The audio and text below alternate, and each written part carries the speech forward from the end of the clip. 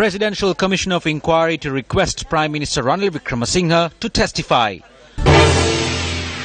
Supreme Court rules Geeta Kumarasinghe cannot hold parliamentary seat due to dual citizenship. Australian Prime Minister Malcolm Turnbull meets President and Prime Minister during brief official visit. US President Donald Trump calls for end of diversity visa program after deadly New York attack.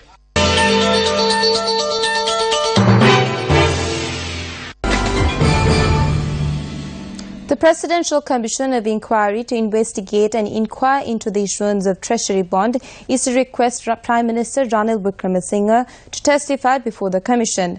At today's proceedings, it was said that a date will be announced in due course. The Commission will check the availability of the Premier to request him to come before the Commission. The Commission added that Justice Prasanna Jayawardena needs 2 weeks to recover following surgery. Previously, the Prime Minister was sent a list of questions by the Commission. The answers were given via an affidavit.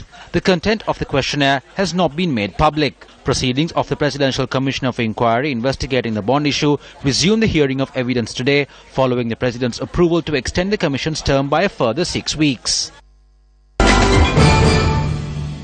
The Supreme Court ruled today that Geeta Kumarasinghe cannot hold a parliamentary seat due to her dual citizenship. The judgment was delivered following a petition filed before the Supreme Court by Geeta Kumarasinghe against the order delivered by the Court of Appeal. The petition was examined by a 5-member bench. Following the judgment, the panel ordered the Registrar of the Supreme Court to make available the decision to the Secretary-General of Parliament. Geeta Kumarasinghe was elected to Parliament under the United People's Freedom Alliance ticket from the Galle District in 2015. Earlier, 4 people of the Galle District filed a case before the Court of Appeal stating that Geeta Kumarasinghe cannot hold a parliamentary seat as she is a citizen of both Switzerland and Sri Lanka. Australian Prime Minister Malcolm Turnbull arrived on the island this morning for an official visit. The Prime Minister met with President Maithripala Sirisena and Prime Minister Ranil Wickremesinghe before leaving the country. The Australian Premier arrived in the country around 7 this morning and was received at the Bandar Nike International Airport in Katnagar by officials of the Ministry of Foreign Affairs. Upon his arrival, Prime Minister Turnbull held discussions with Prime Minister Ranil Wickremesinghe. Thereafter, Premier Turnbull met with the President Maithripala Sirisena at the President's office. Following his meeting with President Sirisena and Prime Minister Wickremesinghe, Australian Prime Minister Malcolm Turnbull concluded his official visit before leaving the country at 9:30 this morning. He made this visit to mark 70 years of bilateral ties between the two nations. Speaker Karu Jayasuriya has decided to extend the time allocated for members of the Constitutional Assembly to debate the interim report submitted by Steering Committee. Speaker's office noted this decision was taken based on request by members of the Parliament. The debate, which was initially planned to take place over 3 days, will take place today and on Monday as well. Today marks day 4 of the debate. The government adopted tactics to delay the elections by amending the local government election laws. Everyone has serious doubts that the government will adopt similar tactics regarding the constitution as well. The people have this doubt. On such an important juncture in Parliament, we should vote according to our conscience. Everyone should be given this chance. I make this request from the Prime Minister. Presenting of certificates for an essay competition held under the theme Unity Through Diversity was held at the BMICH in Colombo yesterday. The event was organized by the Officers of National Unity and Reconciliation and the Bakir Marka Center of National Unity.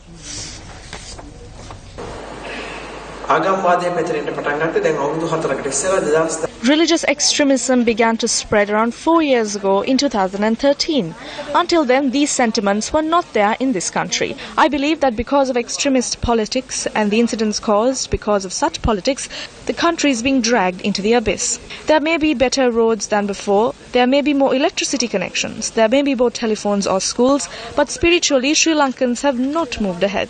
Haven't we regressed? The only solution is to address the base question.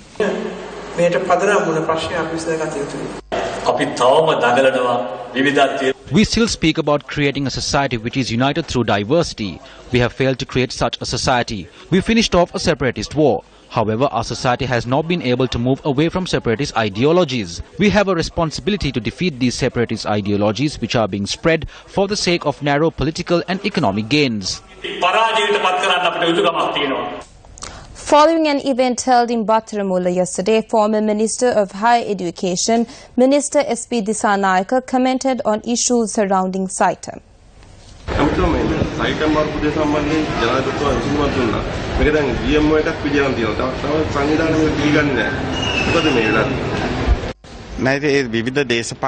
have been various groups with different political agendas in this struggle.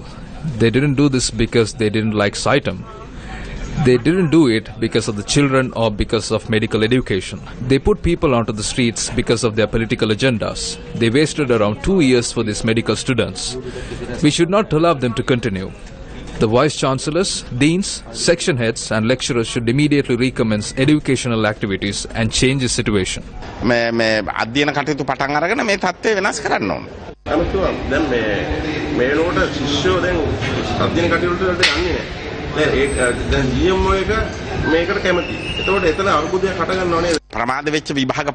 the exams start, the students will return to classes. The children want to return to their studies.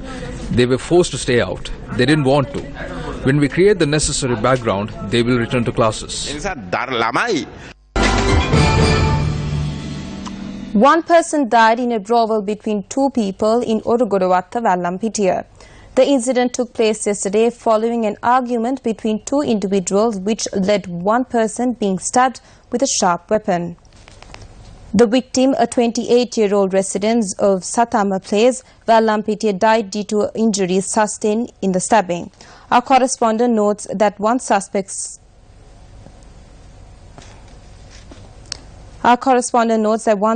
surrendered to the Ramparts police following the incident. With that, we move on to more local news. 3 people have been arrested for an involvement in a teak racket on state-owned land in Horopatana area.